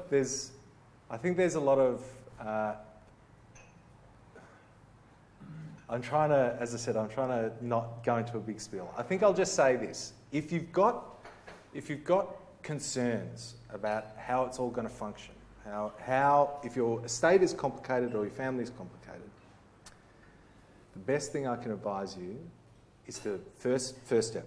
Pull out the will, have a read of it. Second, if you're unsure or unclear about how it's all going to function, get legal advice. Because disputes about wills often revolve around probate. That's why I say there's a lot of law around that area, and so I don't want to kind of take up too much time delving into it. Can I just cut in, Will, was your question, what is probate? Is that... Oh. Yes, basically... I think it was a higher level question. What's probate and where does it fit into the whole thing? Yeah, no, if you want to... Well, perhaps I might just add something to that. That simply, once someone passes away, there is a process where the will has to go to... You have to gain probate, and it's a Supreme Court application, and that's called the probate of the will, and you can't distribute the assets until probate is granted. And as Will said, the other will, not the other will. This is very confusing. I'm sorry. If there's to be any dispute, it's at that time. Yes. You can, someone feels disaffected about what the will says, they can make an application within a certain time period from the date of probate being granted. Yes. For an example, if there was... So just one sec, the microphone's coming back to you here. Just right there.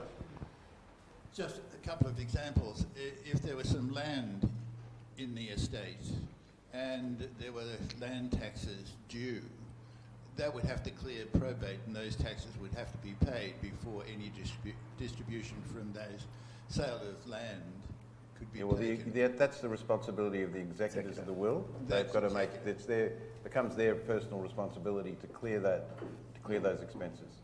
And if there was a brother and sister involved in a particular residential home, and the will was not clear in relation to the ownership of that home. Well, you're getting into more of a legal advice area. That's as I said. That sounds like we need the full facts at another time. That would have to be cleared before probate. Well, I'm not going to generalise. Yeah, no. This is exactly why I kind of was like, we got to the point of private consultation discussion. This is right. So this is right. We'll take the next. No. As I said, John did a really good job describing. Plenty of opportunity to follow that up. So please. Thank you. I'd like to put three questions to Meg. Why are banks closing local banks where elderly people are quite hesitant to go to, large shopping centres? Firstly, because of parking, disability. What we'll do, we'll take one question for the moment, and I'll give others a chance, and we'll come back. So let's run with that one first, Meg. Thanks. Sure. I thought I'd get this question, so thank you for this question, because it's a big subject in the community, and it's something that banks are really having to face into, along with many other large service providers. So, your Medicare office, your Centrelink office, all of these sorts of physical structures, they are shrinking because a lot of services are moving online, and people are embracing online. And so banks are seeing, with our own data, significant declines over time in people actually going inside a branch, and correspondingly significant uptick in people using apps and internet banking. So the challenge we have is, how do we keep branches open when you might only have 5 people come in a day? And I'm not saying this is an easy challenge, and banks are not alone in facing into this. We know that more vulnerable groups are impacted by this. And so the federal government, actually, you may be aware, has had a regional banking task force running for the last couple of months. All the major and second-tier banks have been participating in that. They'll be releasing recommendations around that. So it's a known issue, but the challenge we have is how do we sort of transition to this more digital future? When ANZ, I can speak for ANZ, when ANZ makes a decision to close a branch, we have quite extensive processes to engage with the community. So if you have been inside that branch, if you are domiciled at that branch, that's your branch that you have your accounts domiciled at, and you've actually been inside that branch in the last 12 months, or you're known to us for another reason, like you have a power of attorney in place, or there's some other characteristic that might suggest vulnerability, we reach out to you directly and we have a conversation with each one of those customers to say, the branch is closing, what does this mean for you? How will you do your banking in the future? And it might be that there's another branch that is, in the next suburb. If that person is not yet using digital means, then they will be provided with a lot of support to try and help them with that. But it might still be that that's not their option. So I won't lie and tell you that this is not a challenge. But there is quite a lot of work being done to try and address this transition, which the thing I would really emphasise, it's not unique to banking. It's government services, it's really across the board. So I hope that answers your question, and I'm happy to chat with you about that sort of one-on-one if that helps. Yeah. We'll come back for the other, so there's, and then over here. Question for Meg.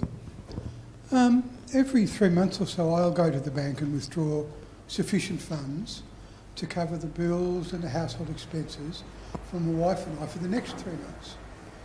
Why is it that the tellers ask me what I want the money for? Okay, thanks for that question. Is that now part of banking policy, or? It has become part of our process, not for every request, but banks have set thresholds around where they might ask more questions, because we are seeing it's related to scams. It's directly related to scams. So would surprise me if you were being asked for smaller amounts of money. At ANZ, generally, it's when someone's taking out more than $5,000. And it might be that the person says, hey, I'm paying my tradesperson, and that would be fine. If we may have noted on our file that a customer has been previously a victim of a scam. So we will note that, because we know from statistically, if you've been a victim in the past, you are at higher risk of it happening again. So we may look at that and say, I'm just checking in with you, Meg, can I ask some questions about what that money is for? So it's actually about protecting you. So I know it's a challenge. Some people find it intrusive, but which I think is where your question is coming from, and I absolutely acknowledge that. But it has come into play because the banks are seeing exponential growth in scams, and we're trying to find ways of intervening. And hopefully those questions are being asked respectfully. We do the training to do that. So, that's what it's trying to get at. Well, the teller actually asked me if I was going outside to give it to a scammer who was waiting outside the bank. It happens. I thought, hey, hang on. Yeah. That's crazy. It happens. You'd be amazed. It happens. Someone actually is instructed to walk down to their local bank, withdraw a sum of money, and they pay someone. So it may surprise you, but it is actually happening. Yeah. Is it aimed at just a certain age group? No. It's not. It's generally threshold, like an amount based, or if you've got more of a history, you're known to the bank. So we've got a question here and then over in the back corner there, Tup. This is not a question, but it is something that I want to make people here aware of, and that is that if you have disabled children, when you're thinking about making a will, consider special disability trusts. That's all I wanted to share with you. Thank you. Thank you for that.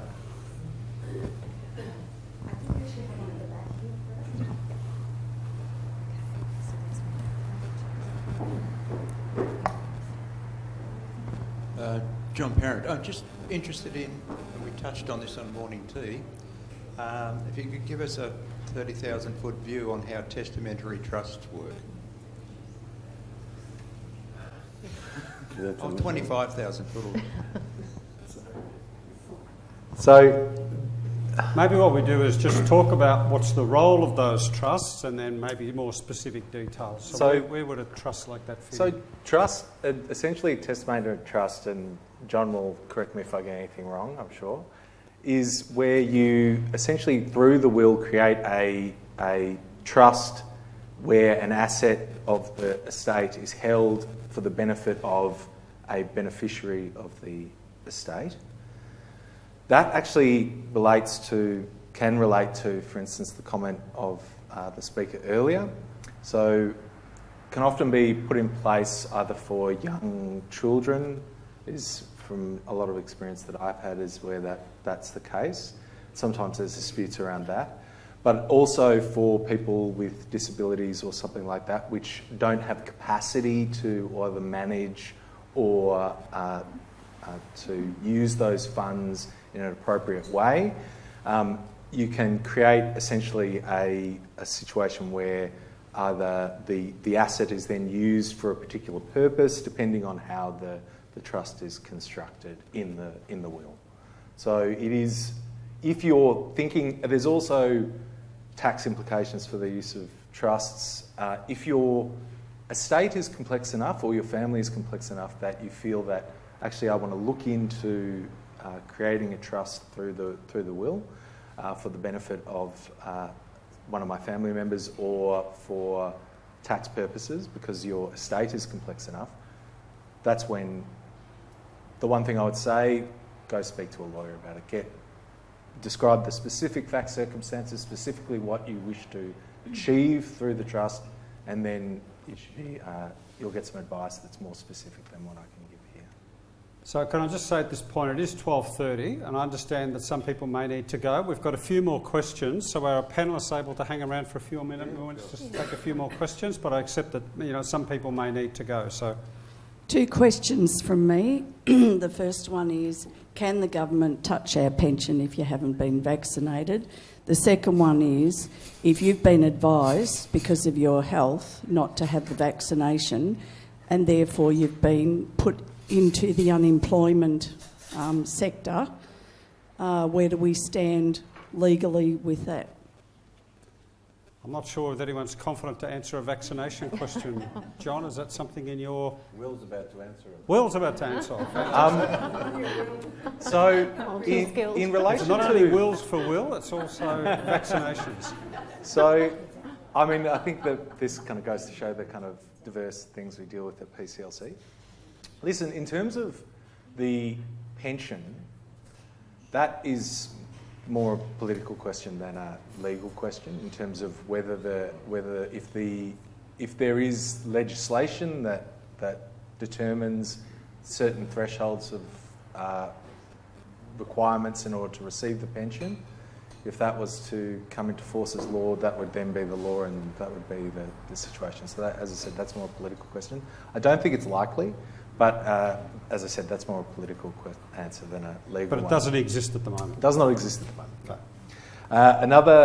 In relation, the second question was... If you've been advised by your doctor or specialist not to get the vaccination, you've stated that to your employment, that you've been advised, but they cannot give you an exemption because the government won't let them, and they verbally have told a lot of us this, but you lose your job anyway because you can't be vaccinated because you've been advised because of your health, not because you're an anti-vaxxer.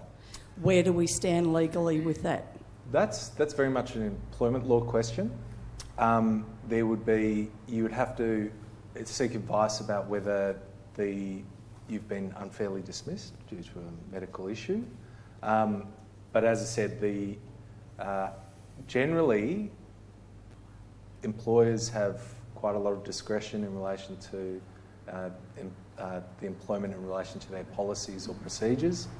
And similar to if you, say, for instance, lose the ability to do your job because you've lost your driver's licence, for instance. We deal with this quite a lot in terms of dealing with people who lose their licence due to road traffic offences. And one of the flow-on effects of that can be that they lose their employment because they can no longer drive. Similarly, you could have a situation where, or another analogy may be because of an injury, say they lose vision, unable to drive, therefore unable to do the job. So that goes back to a very specific fact circumstance. If you've got concerns about your employment situation or in dispute with your employer, there's a couple of options available to you from a lawyer, your HR department, or even speaking to a union. Well, the Unfair Dismissal Board won't touch it now because they said it's a waste of time. Well, as I said... Sounds like can I just cut in there? It's a very specific issue, so I think that's general answer is there. Clearly, if I could just add to it, the whole purpose of those laws was to provide protection for vulnerable people. Like there was a rationale and a purpose for that. So if people want to pursue further, more specific information, Will's given a pathway to be able to do that, okay? So thanks. We've actually got 1, 2, 3 more to go, and I haven't forgotten, there's a couple more questions here. Good afternoon, panel. My name is Fu'a. We're from Samoa. My question is to Will. Can we do a will from here for overseas? That, again, goes almost a bit to the probate question, but in terms of when your will, as part of your will, you can distribute assets to people overseas, but you've got to make sure that when the will goes through probate and then it's executed and the funds are all distributed, you want to make sure that there's a clear pathway for that to happen. I know that I was actually speaking earlier this week to an Arabic group out in Doveton, and there was a couple of issues that came up there in relation to sanctions and getting to Iran and getting things through wills to that. So it does obviously, again, the kind of 25,000 foot view. It's worth thinking about, well, what is the situation of the person that I'm trying to get this asset to, and is there anything that's going to impede that for the person trying to execute the will once you've passed. So, as I said, I would just, if it's very straightforward, if it's just an outlay of money, generally you can avoid any kind of difficulty with that. But sometimes it can be a bit more complicated. If you're trying to ship something, for instance, you've got to take into account that the shipping cost will probably come from the estate as well, and all those kind of things.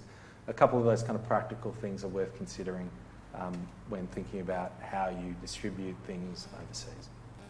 It also could be more complex if you're trying to deal with Samoan assets in your Australian will. Yes. Okay, so it sounds like back to the individuals. Thank you. Thanks to the panel in advance. My name is Helen, and I have a question about the identification of more complex forms of elder abuse. I think financial elder abuse, we understand, we've heard about it and we know sort of what to look for. In terms of the National Prevalence Study, there was a broader definition of elder abuse that came out of that to include situations where there might be a neighbour, a friend, an acquaintance, or a service provider. So a broader definition termed where there's an imbalance of power, a social connections type of relationship as opposed to a family situation. So I think that the community generally don't understand or believe at the moment that is elder abuse, and so I think you can't support elder abuse until you actually know what it looks like. So my question, I'm getting there, is about how do we get funding to work and provide support, first of all identification of it, but to then provide support for this area, this broader area of elder abuse, when perhaps the funding isn't there at the moment. It might be more family violence funding, I don't know. And I wonder if perhaps... I might have a first go at that one myself. I think it's all about pathways. So I think the technical definition of elder abuse is less important than if somebody has an issue, is there a pathway to have that issue addressed? I think that's the critical issue. So in Victoria, one of the positive things compared to the other states is elder abuse fits within the definition of family violence. And so people that have that type of experience can access the supports and the pathways from the family violence system. So what does that mean? If somebody was concerned about their well-being, they could ring the local police and ask to speak to the family violence command. Right? So there's a targeted specific area. If it was something, say, like scams, then there'd be a different pathway for them to receive support. If it was something like a neighbour support issue, there'd be a different pathway. So I think the challenge for us is to work out what are the gaps, as we move forward. So there's a support system for family violence. The Commonwealth takes the lead on scams. Are there issues as we move forward, particularly in terms of what John was talking about with innovations, new business models? Where are the gaps and what do those gaps look like? And that's part of the work that I would do as a commissioner. I would say to government, look, I think we've got this covered, we've got this covered. There's an emerging issue. We're not really providing a pathway for these people. So someone like myself would look forward to discussions about what are those emerging issues where people feel that there are gaps and there's not pathways. So I guess for me, it's less about a technical definition. It's more about, well, can somebody get the support they need to address the issues? So I'm quite practical in how I think about it.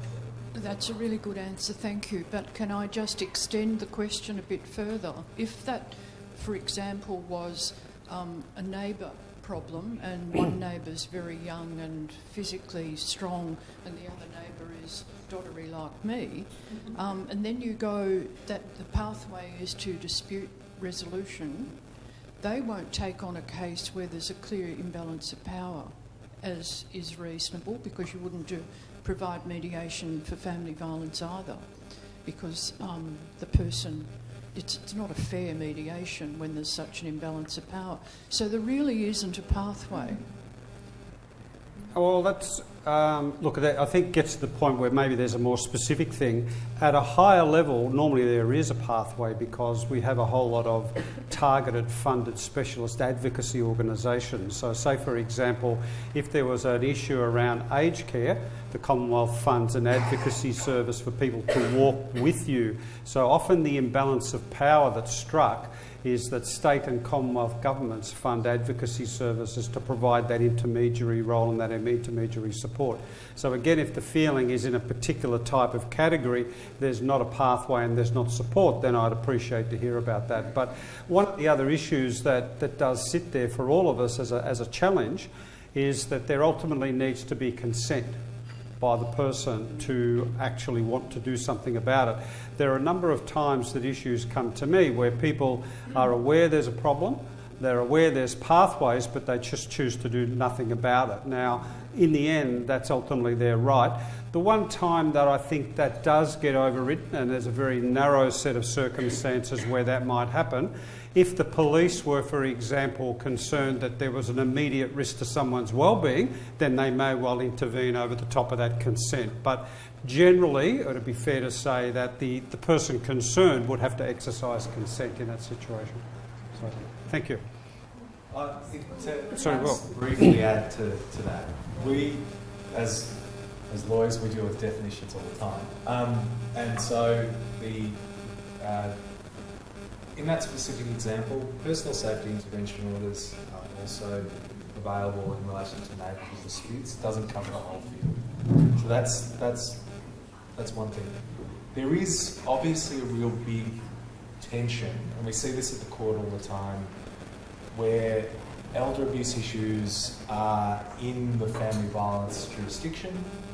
The family violence jurisdiction is, from its base, designed for intimate partner violence in particular, and it often does feel like we're trying to push a round peg into a square hole when we get, and we're getting more of it, we've gotten a lot of it over the pandemic, issues of elder abuse, particularly parent and child situations where the child's moved back home. And so that is an area where I think there does need to be perhaps additional pathways at a micro level at the court to deal with those issues slightly differently, more options being available to those affected family members than is maybe not needed in a traditional family violence context. If I could add to that, because I was remiss of me, I should have added one of the commitments that the Victorian government made in response to the National Elder Abuse Plan. So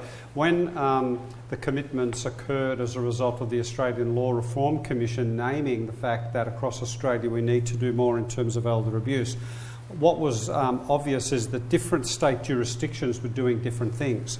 And so Victoria made a commitment which has been impacted by COVID, so it hasn't dropped off, but it's been delayed by COVID, to look at the whole issue of safeguarding protections and are they appropriate in each state. What's happened in the last, say, 4 or 5 years is that states have strengthened those protections in different ways. So South Australia has introduced a new safeguarding approach and it's embedded within a government department.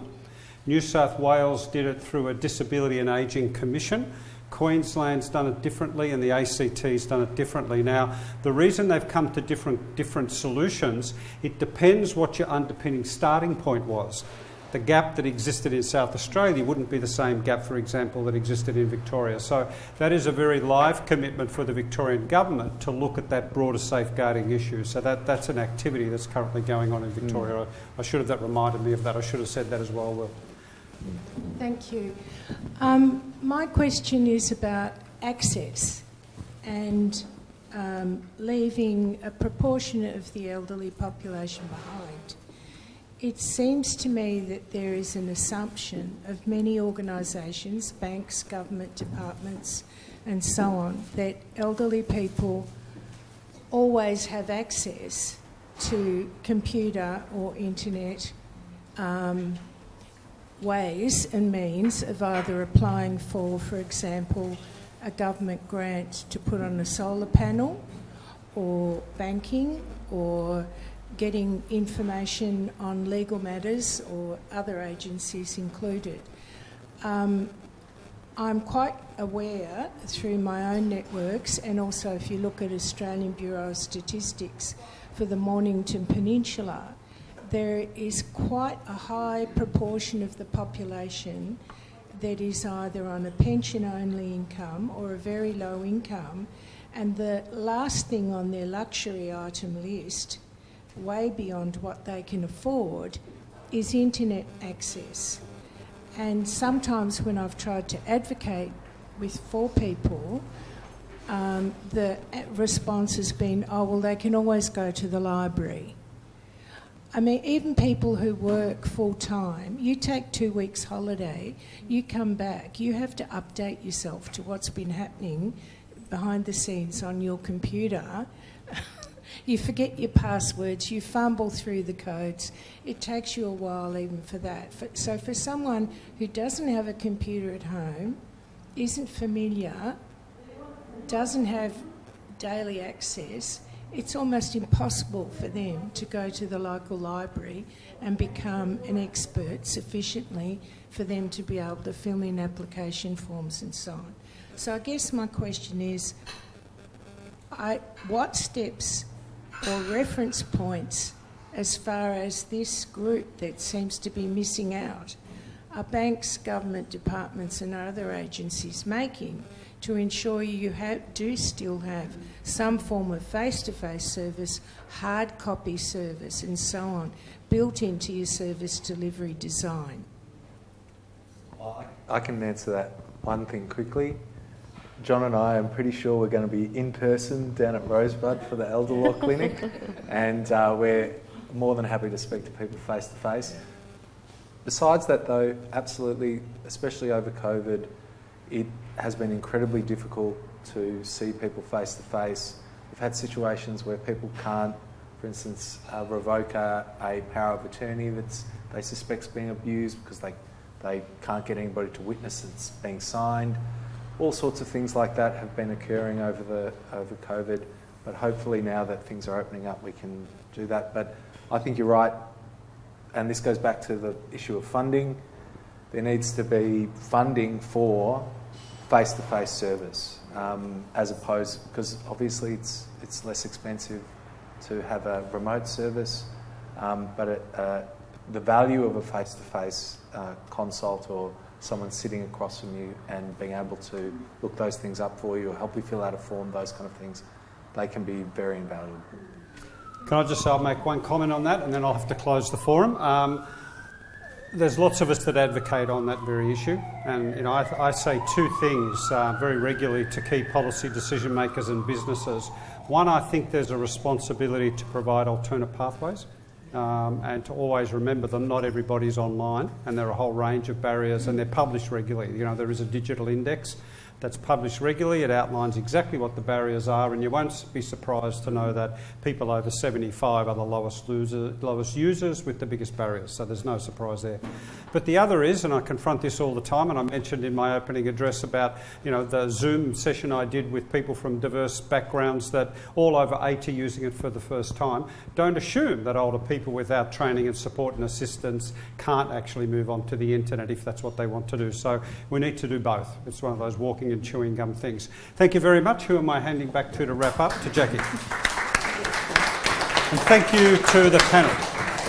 Can I just say on behalf of PCLC, I'd like to thank all of our presenters today for their excellent presentations, which I'm sure you've all learned a great deal from. I'd like to thank Gerard Mature for being here with us today and opening the forum and being a great, fantastic moderator for our Q&A panel. That is the end of our forum, but what I will say is that PCLC proudly resumed its in-person services 2 weeks ago. We will continue to provide in-person and community responsive legal services to the community. So thank you all for attending.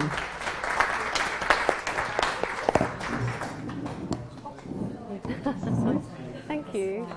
Oh, that's okay. Oh, I felt sorry for you. That was a bit tough trying to muddle through.